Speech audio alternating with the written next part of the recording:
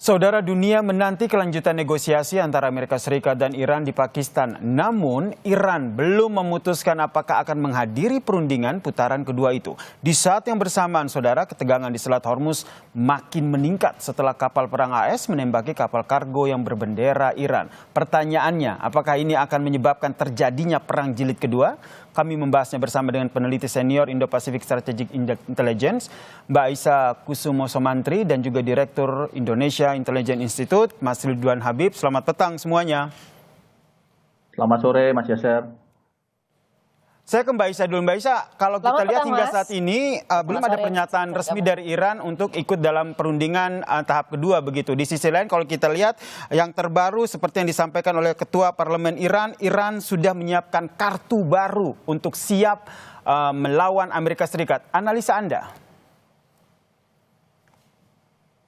Iya, kan dari awal sebenarnya dari perundingan pertama ini ada dua skenario yang bisa kita harapkan. Yang pertama ini adalah memang ya maju ke meja perundingan untuk bisa mencapai perpetual peace di antara keduanya, yang menghentikan peperangannya secara total dan kemudian mencapai konsesi di antara kedua belah pihak yang kira-kira bisa diterima ya. Jadi ada middle ground gitu untuk bisa menghentikan peperangannya. Meskipun nanti di masa depan ini tidak akan ada fundamental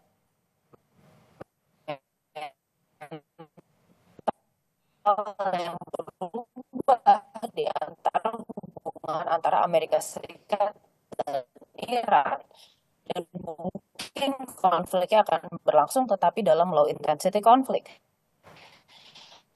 Mbak Aisyah, Mbak Aisyah, mohon maaf saya potong, jaringannya terputus-putus tadi, jadi suara Anda kurang jelas. Oke, sambil diperbaiki sambungan komunikasi dengan Mbak Aisyah, saya ke Mas Ridwan. Mas Ridwan melihatnya seperti apa? Apakah ternyata memang jeda selama ini, gencatan senjata yang selama ini dilakukan justru dimanfaatkan oleh kedua belah pihak untuk sama-sama mempersiapkan militer mereka untuk perang jilid kedua? Iya, Mas Yaser, tampaknya memang data mendukung pernyataan Anda ya. Kita melihat ada pergerakan yang luar biasa dari pesawat-pesawat angkut Amerika, C-17 maupun C-130, ke kawasan di sekitaran pangkalan-pangkalan mereka yang selama ini pangkalan tradisional mereka di Teluk. Kemudian dari sisi Iran sendiri, kita melihat ada rekalibrasi strategi militer. Jurnal mengatakan dalam waktu 10 hari, Iran mampu membuat 1.000 drone baru.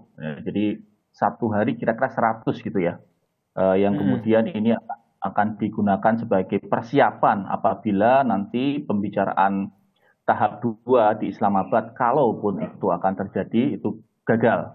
Jadi menjawab pertanyaan Mas Yaser tadi, tampaknya memang dua-duanya sedang bersiap untuk another war.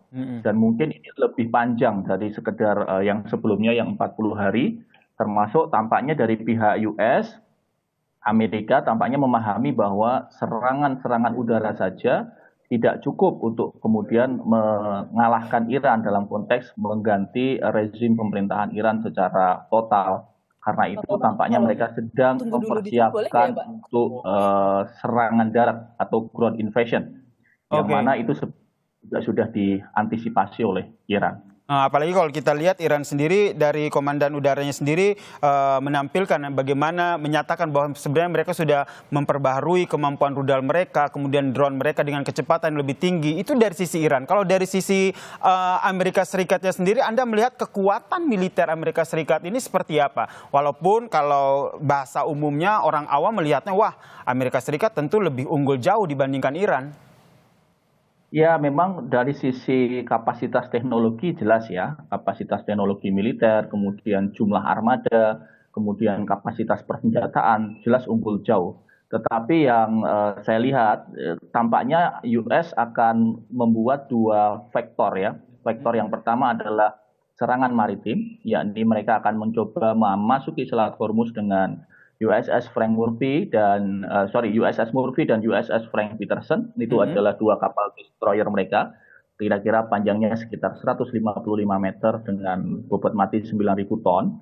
Itu mereka akan mencoba masuk untuk kemudian mengalihkan perhatian tentara laut Iran, dan dalam hal ini mereka tinggal punya kapal-kapal ringan sepanjang 24 meter yang disebut dengan kapal Zulfikar, dan mereka akan kemudian mati-matian mempertahankan Selat Hormuz. Di sisi lain, ketika konsentrasi itu terjadi, maka skenario awal sebelum gencatan senjata akan dilakukan, yakni deployment 82nd Airborne. Ini adalah armada lintas udara, pasukan lintas udara Amerika Serikat yang akan kemungkinan besar masuk melalui Pulau Hark. Dan kalau kemudian itu dilakukan, maka tampaknya skenario dua vektor, yakni vektor maritim dan vektor darat, akan kemudian mau nggak mau akan memaksa Iran melakukan perang panjang. Oke, kalau dari analisa Anda nampaknya ini Amerika Serikat sendiri sudah menyiapkan strategi untuk mengepung Iran dari segala penjuru begitu. Nah, dari kekuatan Iran sendiri Anda melihatnya bagaimana? Mas Yaser, kalau kita lihat dari jumlah kapasitas militer Iran itu sebenarnya sangat memadai. Misalnya dari kapasitas tentara darat Artes saja itu sekitar 400.000 kurang lebih ya. Kemudian nanti ada ARGC sendiri yang kira-kira sekitar kurang lebih 200-an ribu. Lalu ada yang disebut dengan milisi basis, itu bahkan lebih banyak lagi, 1,5 juta. Dan mereka ini dideploy di seluruh provinsi yang ada di Iran, atau yang sering disebut oleh pakar militer sebagai strategi mosaic defense. Dibagi ke 31 teritorial dan mereka bisa melakukan serangan secara mandiri dan bertahan secara mandiri. Tetapi yang memang nanti akan merisaukan adalah penggunaan teknologi, terutama AI, yang ini yang sangat diandalkan oleh Israel dan Amerika. Karena mereka dengan menggunakan AI, dengan Anthropic, dengan Maven, dengan berbagai macam teknik mereka itu bisa melakukan serangan secara presisi pada target-target yang ada, dan ini pasti akan merepotkan. Baik, sudah bergabung lagi melalui sambungan telepon Mbak Isa. Mas Yaser, mohon maaf. Oke, Mbak Isa, ini yang terbaru saya cuplik dari Al Arabiya TV yang menyatakan bahwa Iranian State TV menyatakan bahwa tidak ada sejauh ini belum ada delegasi dari Iran yang hadir di Islamabad. Itu berarti semakin memperkuat fakta bahwa ternyata memang negosiasi ini terancam gagal. Ya, berarti kita lihat di sini kan prasyarat dari Iran ini kan sebenarnya cukup jelas ya, Mas, untuk kemudian menghentikan segala bentuk agresi, dan Amerika Serikat ini harus memenuhi prasyarat terkait ceasefire, yaitu menghentikan semua bentuk peperangan di Timur Tengah gitu. Tetapi kan seperti yang kemarin kita pahami dari berita-berita yang beredar bahwa sampai hari ini Amerika Serikat masih enggan untuk melepaskan blokadenya. Nah, ini sebenarnya merupakan salah satu strategi Amerika Serikat untuk bisa mendapatkan leverage di bidang strategis. Karena dia tahu bahwa meskipun secara militer Amerika Serikat ini memiliki keunggulan, tetapi kemudian secara strategik, khususnya di bidang ekonomi dan di bidang tekanan politik dalam negeri maupun luar negeri, Amerika Serikat ini mengalami kekalahan yang sebenarnya cukup telak dari Iran gitu ya. Oleh karena itu sebenarnya sebelum perundingan kedua, Amerika ini berusaha untuk menekan Iran sehingga menghasilkan yang namanya adalah coercive diplomacy. Dia berusaha untuk meningkatkan daya tawarnya sehingga bisa mendapatkan hasil yang lebih maksimalis ketika berunding nanti. Tetapi kan memang Iran ini menderita sekitar 435 juta US dollar per hari, atau kalau kita akumulasikan sekitar 13 miliar USD per bulannya. Nah, pertanyaannya, ini akan membutuhkan waktu sekitar 2 sampai 6 bulan untuk bisa mencapai sebuah hasil dari embargo ini. Terutama kalau yang diincar ini adalah kemampuan masyarakat Iran untuk bisa resilience di dalam menghadapi peperangan dan tekanan ekonomi serta tekanan militer gitu ya. Nah, pertanyaannya di sini, apakah Donald Trump punya waktu sekitar 6 bulan untuk bisa menunggu hasilnya ini keluar gitu. Sementara dia harus kemudian bersiap untuk menghadapi midterm election ya, dan kemudian dia juga harus membuktikan bahwa Republikan ini masih bisa populer sebelum kemudian pemilu setelah ini berlangsung. Oke, jadi kalau secara tidak langsung ada dua pertimbangan besar begitu. Yang pertama adalah pertimbangan politik dan juga ada pertimbangan ekonomi yang dipertimbangkan oleh kedua belah pihak dalam perang tersebut. Pertanyaan selanjutnya adalah bagaimana akhirnya kedua negara ini mempersiapkan perang jilid kedua ini. Apakah berlangsung singkat atau berlangsung lama? Ini yang menjadi kekhawatiran kita bersama. Nanti kita bahas usai jeda, tetaplah bersama kami di Kompas Petang.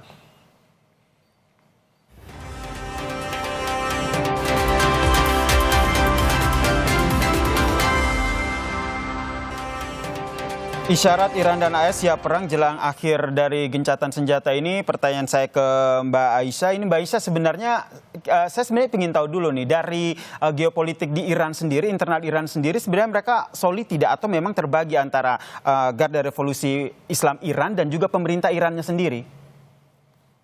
Ya, kalau kita lihat di sini sebenarnya tujuannya tetap sama ya, untuk mempertahankan kemudian rezim pemerintah Iran pasca revolusi tahun 70-an ya. Sekarang kita lihat sebenarnya dari pemerintahnya sendiri ini juga kan faksinya sebenarnya berbeda-beda. Kita tahu bahwa kemudian presidennya ini kan dari faksi progresif, lalu kemudian dari MA-nya ini kemudian dari konservatif dan bahkan dari Wisdom Council-nya ini dari faksi ulama gitu. Jadi sebenarnya di Iran sendiri ini secara warna politik ini berbeda-beda.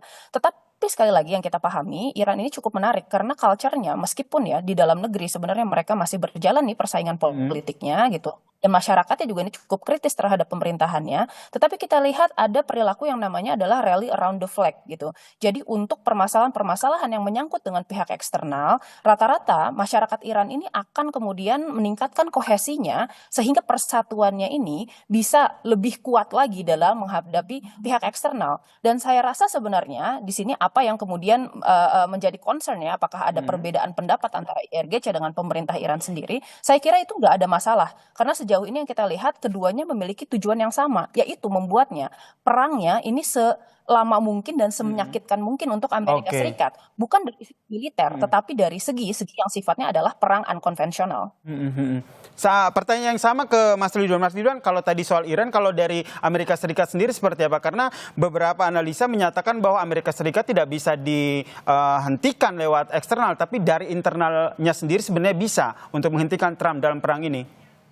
Ya, dukungan terhadap proses impeachment kepada Trump ini makin menguat ya.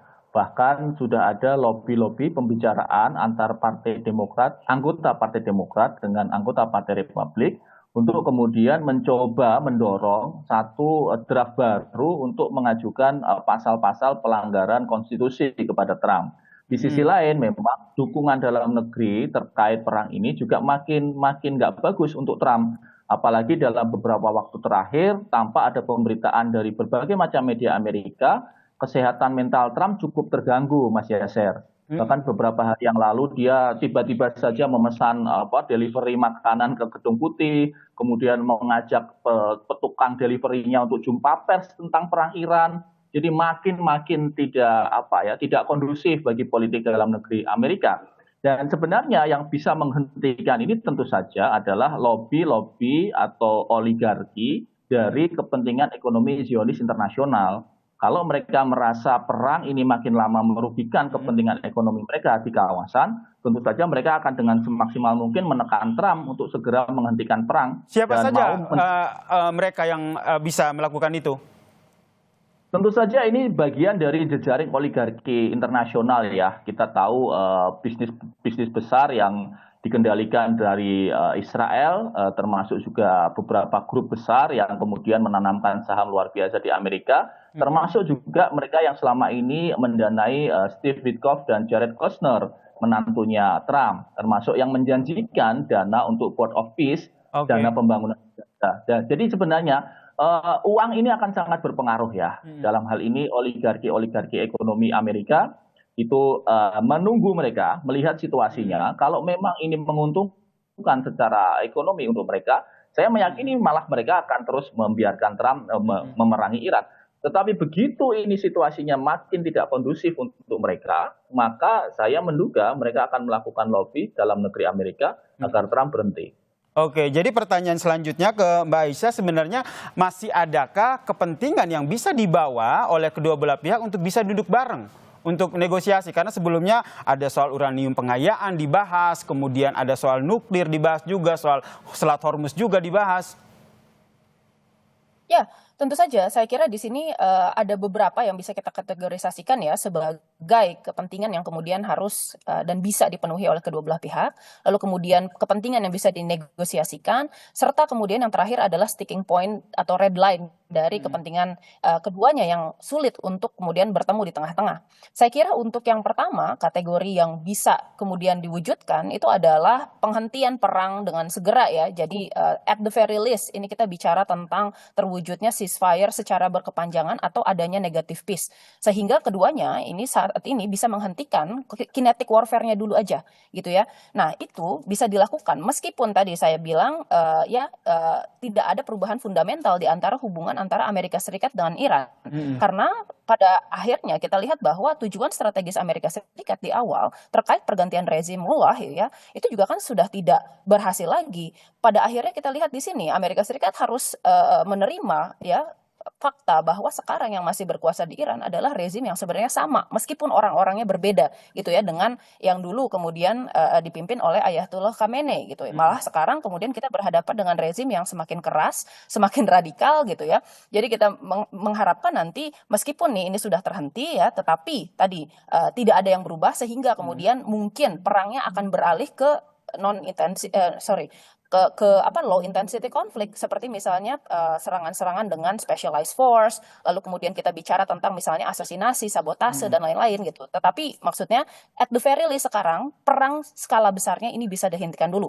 Nah, untuk yang kemudian tadi di kategori sedang kita bicara tentang kemudian ya pengangkatan sanksi, lalu kemudian kita bicara juga tentang Selat Hormuz, mungkin ini pengaturannya seperti apa. Kita bicara juga tentang nuklir ya, karena kemarin kita tahu bahwa Iran sendiri sudah mulai mengendur ya terkait masalah nuklir. Mereka bersedia untuk menunda 5 tahun ya, sementara Amerika Serikat meminta 20 tahun gitu ya. Baik, Nah, jadi memang masih ada negosiasi ya, walaupun ya terancam gagal, tapi tentu dunia termasuk kita juga berharap bahwa ini negosiasi kembali dilakukan sehingga perang jilid kedua ini tidak kembali terjadi di Timur Tengah. Terima kasih Mbak Aisyah dan terima kasih Mas Ridwan Habib telah berbagi perspektifnya di Kompas Petang. Salam sehat semuanya. Terima kasih. Terima kasih banyak.